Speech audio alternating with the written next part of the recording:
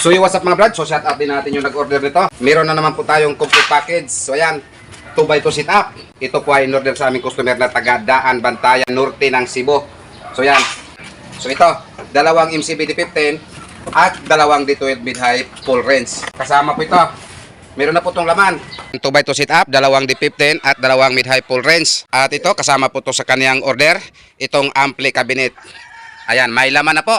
Ayan, ito po Mr. Customer, ito po ang magdala sa mid at high, itong GS1000. At ito namang GS15, ito po ang magdala sa ating sub. So yan, ito po ang crossover, KC203. Meron po tong sub out. At ito, linagyan ko na lang po to ng power switch controller. At kami po ay magpasasalamat, unang-una po sa ating Panginoon, nang dahil po sa mga customer na ibinigay niya sa atin. So sa iyo Mr. Customer, bukas na lang po siguro to isa-sound test namin. Kasama po to sa kanyang order. Ayan, lahat po ito. So plug and play na po to pagdating sa kanila. At paalala, itong sound test namin mga pre, wala po itong mid-high. Ito lang pong 5 tweeter ang isinama namin sa pag-sound test. At sa hindi pa nakaalam kung ano po ang nakaload dito, ipapakita ko po muna sa inyo. So ayan po ang nakaload dito. Ito po ay 180 watts. Nakiki po ang brand. At nung time na nag-sound test po kami, andito po si Mr. Customer. Shout out! Saan po ito dalhin? Karkar. So yan, kasama po ang kaniyang misis sa pag-pick up nito. Actually, ito si Mr. Customer, balik order na po ito siya dito sa amin. Nakakuha na po ito siya dito sa amin unang-una.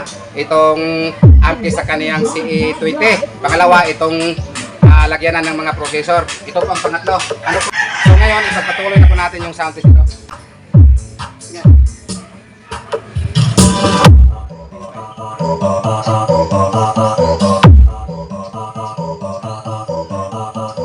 DJ Wesley John Mad Live Remix.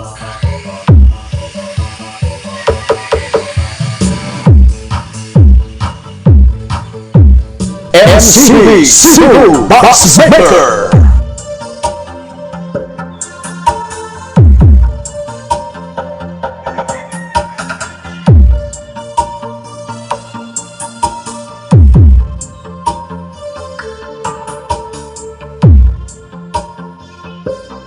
Bukod pa sa kanyang payment, meron pa po itong pasobra. So yan, maraming salamat sir sa pasobra mong bayad.